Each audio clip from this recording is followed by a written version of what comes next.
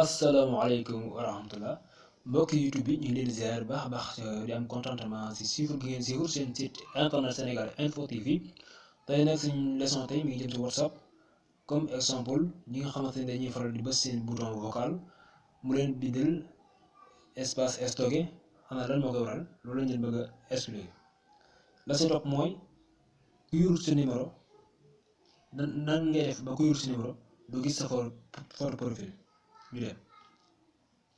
su duggee ñaari WhatsApp su duggee WhatsApp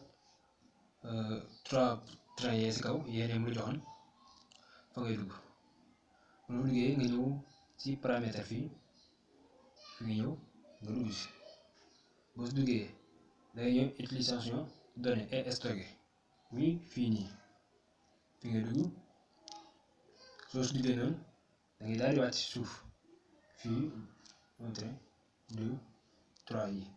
fi nga wàcc bu si nekk nga dugg si gis nga bu yëpp xosee nii lu ñu envoyé document vidéo audio photo lépp day dem si même waa téléphone bi bu demee ba fees nag moo waral boo bësee sa WhatsApp bouton vocal bi bëgg a envoyé bu lay bind espace stocké léegi da ngay dindi yëpp ngay dindi nii bàyyi photo képp wàcc si fii comme exemple di ko noonu moom it photo bi da mu nekk fa nga wàccaat bi suuf exemple moom it naka noonu photo bi bàyyi photo donc loolu boo ko defee lu ñu la envoyé loolu photo si WhatsApp bi la yem mais dem si galerie bi deuxième leçon bi mooy nan ngay def ba ku enregistré wu numéro am du mën a gis sa profil da ngay ñëw fii compte muy fii nii fi ngay ñëw boo duggee nii da ngay ñëw fii confidentialité bi boo si duggee noonu nga ñëw fi ñu bind photo de profil fii soo fi duggee nii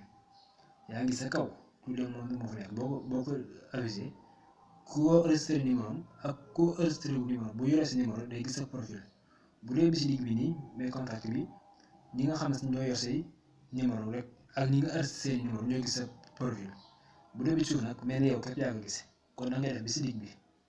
soo ko defee bi si digg bi kenn koo xam ne si enregistré wu numéro am du gis sa profil mbokk yi loolu nekk suñu leçon tey ñu jàmm ak jàmm wasalaamaaleykum wa rahmatullah wa barakatuh ok ciao